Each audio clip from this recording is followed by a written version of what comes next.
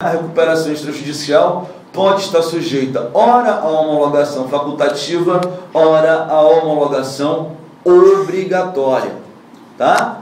Bom, independentemente disso, para a recuperação extrajudicial, poderão entrar tanto de um lado, né, os mesmos créditos da recuperação judicial ordinária, né, e se podem entrar os mesmos, aqueles mesmos que estão excluídos da recuperação ordinária estarão excluídos da recuperação extrajudicial. A única diferença, cara, é o credor trabalhista, né? Por quê? O credor trabalhista, ele está excluído, né, da recuperação extrajudicial, ou seja, o único local em que o crédito trabalhista é pago numa recuperação é na recuperação judicial ordinária, tá? Vale a pena ficarem ligados nisso.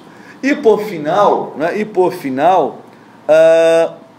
é importante que vocês deem uma olhada, tá? Que eu não vou falar mais sobre, mas que vocês deem uma olhada em 3 dispositivos que, a meu ver, são fundamentais para a gente compreender as 2 principais ações satélites em razão de um processo de falência, que são, respectivamente, a ação de restituição e a ação revocatória.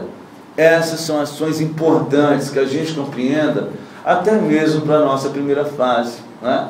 Quem foi aluno meu aqui na graduação da Unifon sabe, conhece, né, da história, né, já pública e notória do tiozinho taxista, né, que parou o seu carro na concessionária para fazer uma revisão. Quando ele voltou para receber, a concessionária tinha sido declarado falida e o carro dele estava lá dentro. O que o administrador judicial fez? Brucutu arrecada o carro. Cabe ao tiozinho fazer o quê? Ele manejar um pedido de restituição para provar judicialmente a propriedade desse carro, para que ele pudesse liberar esse veículo de dentro de um processo de falência. E aí é fundamental que os senhores, senhoras e senhoritas leiam o artigo 85, parágrafo, né, caput, parágrafo único, e o artigo 86, nos seus 3 incisos, que nos apresentam as hipóteses de restituição.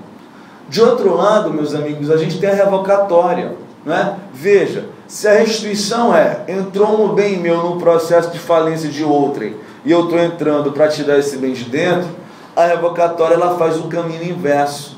Você percebe uma fraude praticada pelo empresário antes de falir, depois da falência, né? E aí, em razão dessa fraude, você vai tentar fazer o quê? Você vai tentar resgatar aquele dinheiro ou aquele bem que foi anteriormente desviado, né?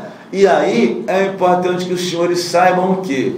Que no 129 da linha 11.101 tem um rol que vale a pena os senhores, senhoras e senhoritas lerem, em que nesse rol o legislador está presumindo qualquer tipo de fraude, né? Você não precisa provar fraude, conluio ou prejuízo nos atos do artigo 129, né? Porque aí o legislador está presumindo a fraude. Fora daí, para você pensar em manejar a ação revocatória, o 130 nos diz: você precisa provar o conluio, o efetivo prejuízo e a fraude aí praticada entre o falido e entre o, por assim dizer, terceiro que com ele contratar.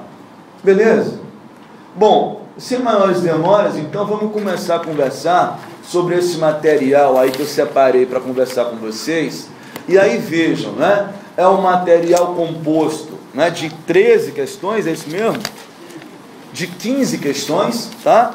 Um material composto de 15 questões, e atrás tem algumas dicas que eu elaborei, né, pensando aí e olhando aí, né, para os últimos exames, primeira fase, e para por assim dizer, né, os últimos exames, primeira fase, e as últimas atualizações, tá?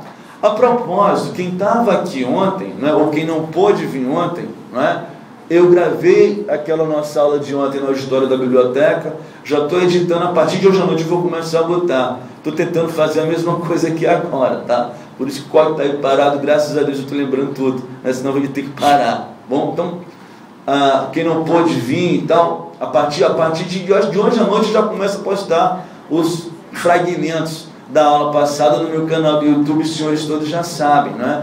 Quem não sabe o canal, é só entrar no YouTube e digitar lá Giovanni Magalhães, você vai encontrar um canal com quase 100 vídeos aí de temas relevantes sobre direito empresarial. Custa nada, né? Dar uma assistida nesses vídeos todos aí.